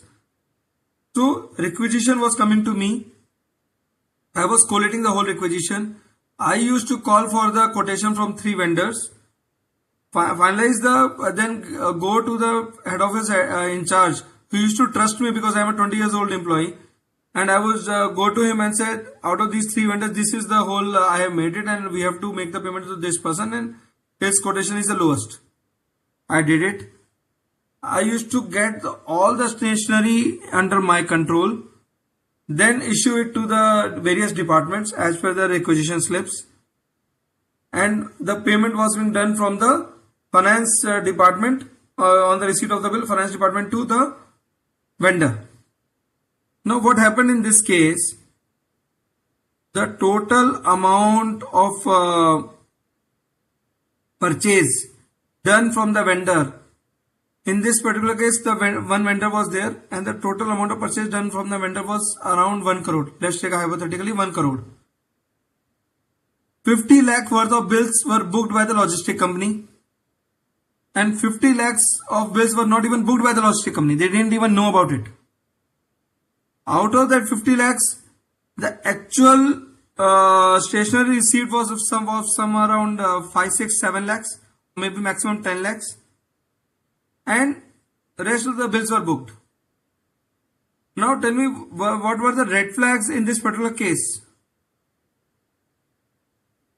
Now what the company told me when we went as a forensic, as a corporate investigator, that this particular Mr. A, he was our receptionist. We have booked the 50 lakh worth of bills. Out of the 50 lakh, we have only got 10 lakh worth of stationery. The 40 lakhs he have siphoned off. Now I asked him as a forensic auditor, how you came to know that he has siphoned off? The person said that out of 40 lakhs, out of a whole 50 lakhs, we have paid 45 lakhs and 5 lakhs was remaining. And then the vendor came to them and said, make the payment of 5 lakhs. When we checked that how the 5 lakh is still remaining, because as per us we have made the payment, we came to know about this whole scenario that still the 5 lakh was remaining, and that 5 lakh we have not paid that. Mukul, we have not paid 5 lakh. I said, then how much was the total fraud done in stationery? They said 35 lakhs.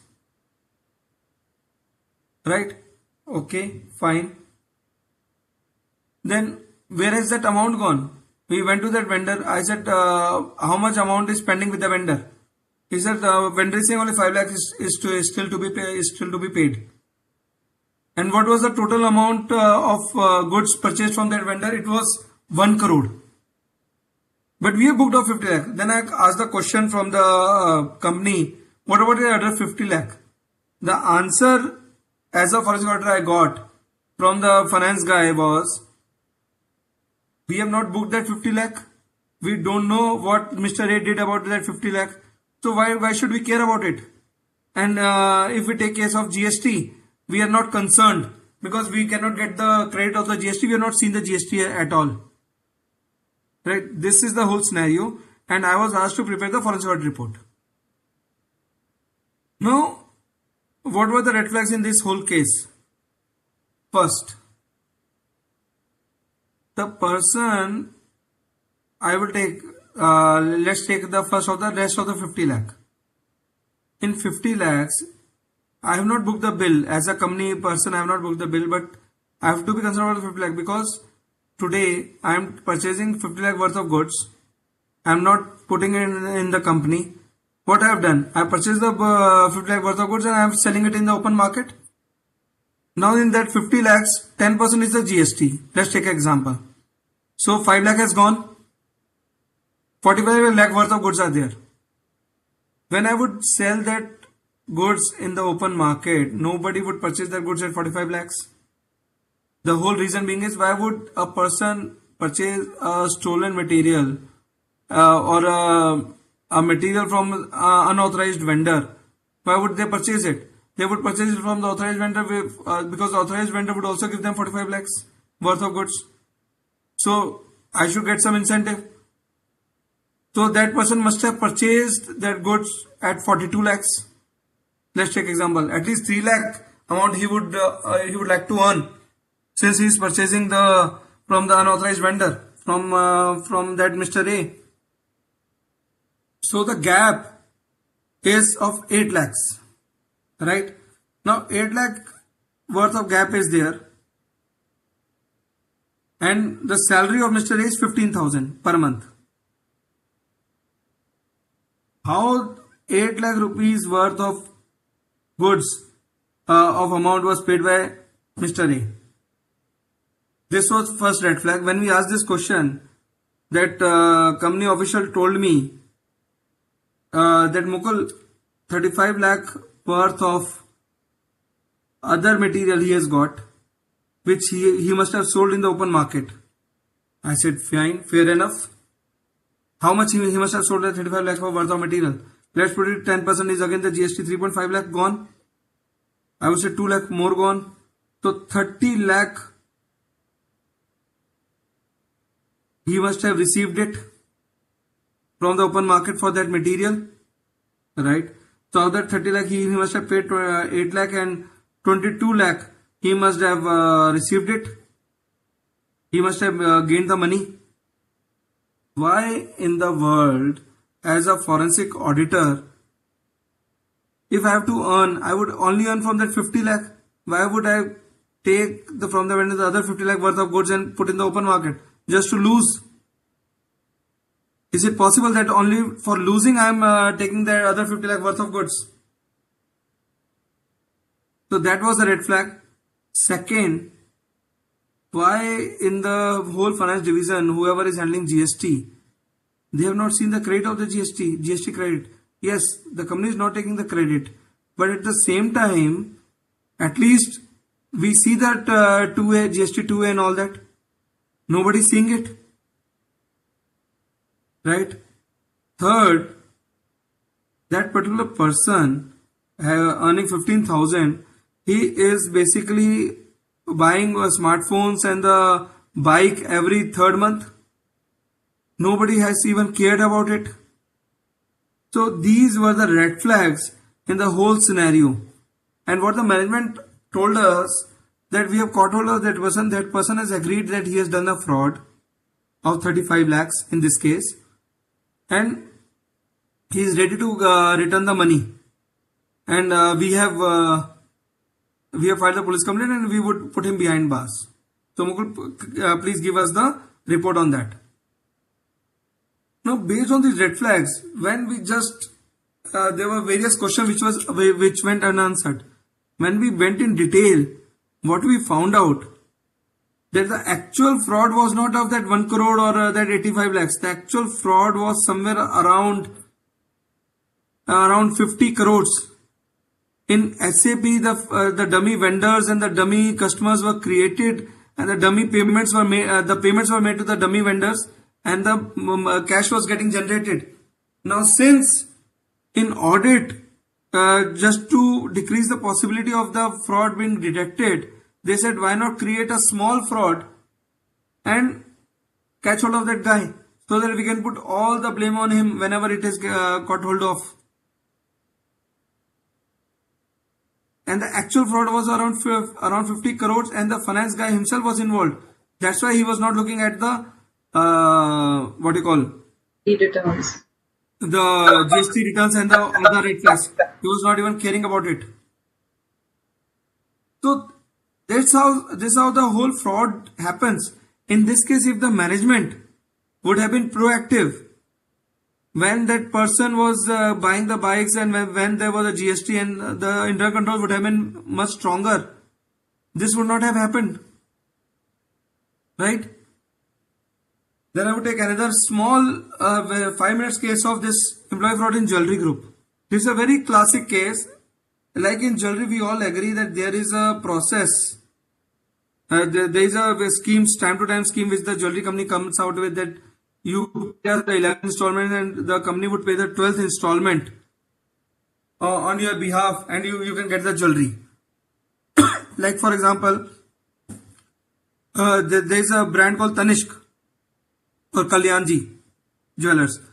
They have brought with the a scheme that 12 lakh worth of if I want a 12 lakh worth of goods, I have to pay 1 lakh each month for next 11 months, and after 11th month I would get the whole jewelry of worth 12 lakhs, so that the difference of 1 lakh I have not paid, and I get the jewelry. So that 1 lakh is being paid by the company. Why they are being paid? Because the company is not incurring any sales commission or anything on that. So the company is directly giving it to the customer. In these kind of cases, there is no sales commission. The salesperson doesn't get any commission on it. So what a salesperson in one of the cases in one of the company did just to earn. Now in this particular thing, till the next 11 months, I would not come to know that how much worth of goods I have sold it, because the stock is not out of the organization, out of the stock, the jewelry. So as a salesperson, what I did, that I was collecting from, like for example, from 12 persons I have collected 1 lakh each. 12 lakh worth of amount, 12 lakh rupees I have received it. That 12 lakh rupees, I have, instead of putting it as an installment and booking it, I have put it as the 12 lakh I have received, and I have sold one jewelry worth 12 lakhs. Right? So I have made my commission as a sales guy. So that is a fraud, employee fraud, which we have done. This is the whole scenario which happened, and at the end, what we found out, that salesperson was related to the regional sales manager. He was, and regional sales manager was related to the MD of the franchisee company. Because in a jewelry group, there are a number of companies. So the franchisee company's MD was involved with the regional sales manager, was related to the regional sales manager. And we were able to crack out this particular case with the help of Facebook. So the social profiling is also one of the very interesting part of forensic audit. So due to Facebook, we were able to crack this particular case. We were able to crack we were able to establish that link between the MD and the regional sales manager. And that's how the fraud and everything came into picture.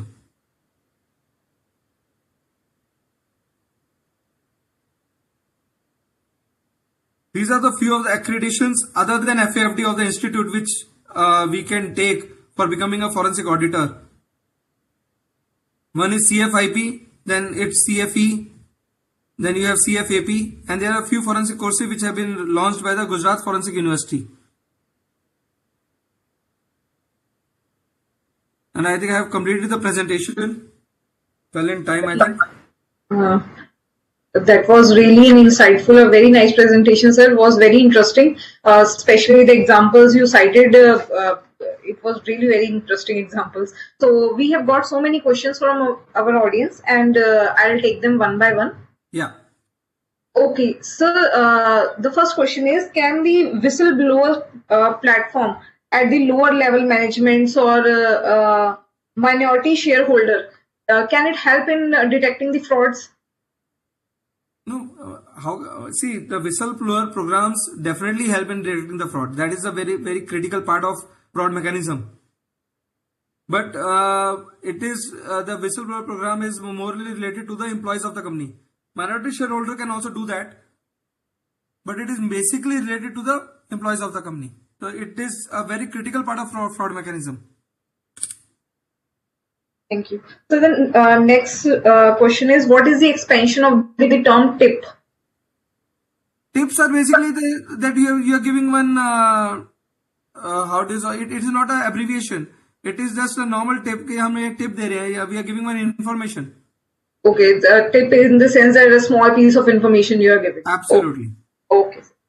Okay, so the next question is coming that can the appointment of money laundering officers can prevent the fraud from happening, considering the fact that he will not inform the top management? I didn't get it again. Anshu, can come again? Okay, sir. Basically the question is: can appointment of a money laundering officer in a particular case in a company in which some fraud is also happening prevent the fraud from happening? Even if the money laundering officer is not giving any reports to the top management. Basically, the idea behind the question which I am getting is: can the impact of the appointment of money laundering officer put some pressure on the mind of the fraudster so that he can stop his actions? See, I would say money laundering and fraud detection is little bit different. Money laundering would be, you can say, would help in the NBFC, in the banking sector, in the finance sector. There, the money laundering officer is, if he is being appointed, then yes, it would create an impact on the fraudster.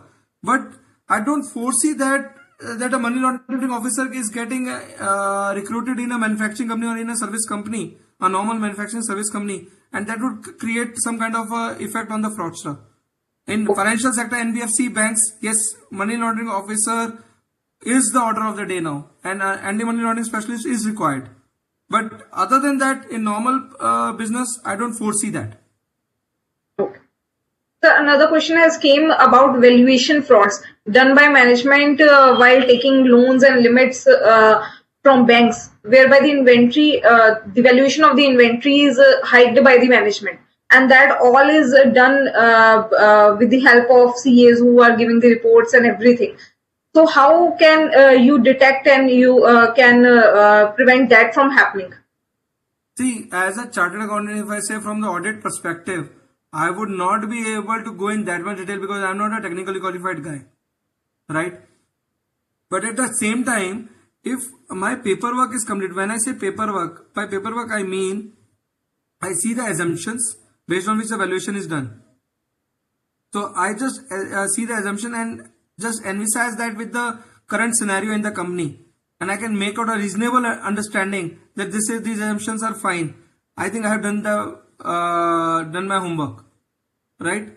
And based on that, the valuation is there. Yes, in my audit reports, I have to put in that I have taken the help of the valuation expert, or I have relied on the management. If I have relied on the management representation letter has to be there. Second, whatever assumption has been taken, why I have taken the assumptions on record, I have to put my own reasons or I have to substantiate that assumptions. That, for example, there is an inventory of coal.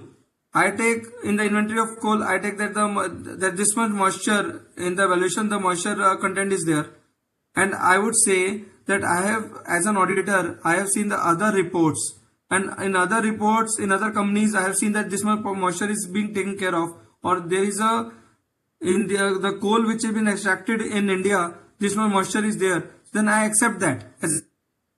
So I have to give my own reasons for accepting the exemptions, and I have done my work. But that all thing has to be documented properly.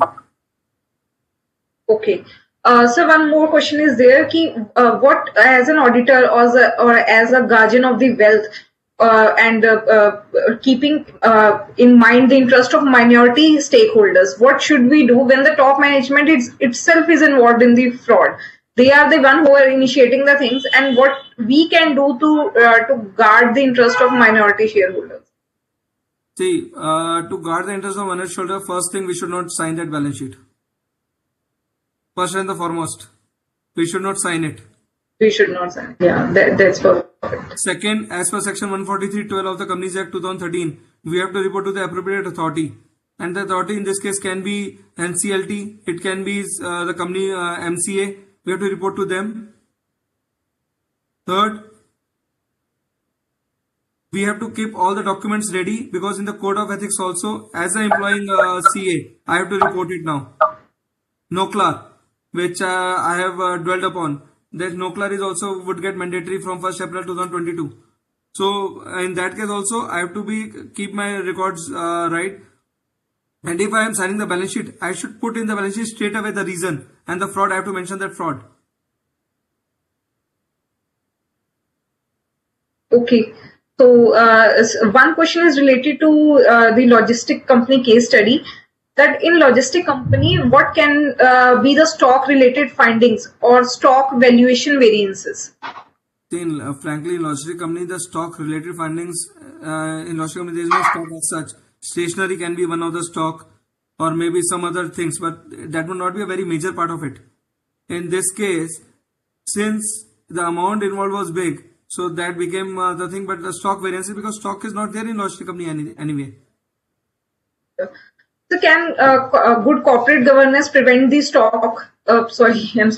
prevent the fraud from happening? Absolutely, absolutely. Corporate governance is basically the top management. Yes, it is. Good corporate governance would definitely be able to prevent the fraud, because good corporate governance, first thing, would have a good whistleblower policy, would have a proper internal controls in place. So if both the things are in place, yes, fraud can be prevented definitely. Okay. So these were all the questions, and the audience is actually complimenting a lot that the presentation was very well explained, very insightful, and you explained each and everything in detail, and that actually ignited the interest of many professionals in this session. So very nice, sir. Really, it was a very interesting session. So now I would like to hand over to CA Anil Kakkarji for extending Vice Chairman Chandigarh branch for extending the vote of thanks to CA Mukul Agarwal for such a nice presentation. Thank you, Achal. Thanks a lot. Good evening to each and everyone. A respected member, I, CA Anil Kakkad, Vice Chairman of Chandigarh branch. On the behalf of the branch, express my gratitude to the members of the Committee on Management Accounting of ICAI for giving our branch the opportunity to host today's webinar. Thanks to CA Rahul Jindal for the keynote address and sparing his valuable time for the profession. We are also thankful to the keynote speaker, CA Mukul Agarwal for giving such a nice deliberation on the topic. I am of the firm belief that member will have value addition to their knowledge from the deliberation. We are also thankful to all the senior and other member for their participation.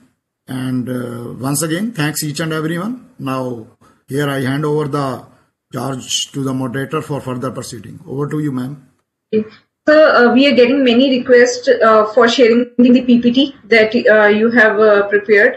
So, can you please share the PPT with the team so that it can be circulated to the members?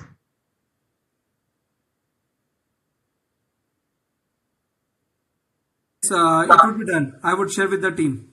Okay. Thank you so much, sir. It was a great session. So now, once again, I'm thanking you because it was very insightful. Personally, I felt it very interesting and insightful. Thank you so much, sir. It was a great session. Thank you so much. Thank you, Mukunji. Thank you so much, sir. Thank you, ma'am. Thanks a lot to each and everyone. Thank you, Ji. Thank you, ma'am. Thank you, Achal, ma'am. Thank you, sir. Thank you so much.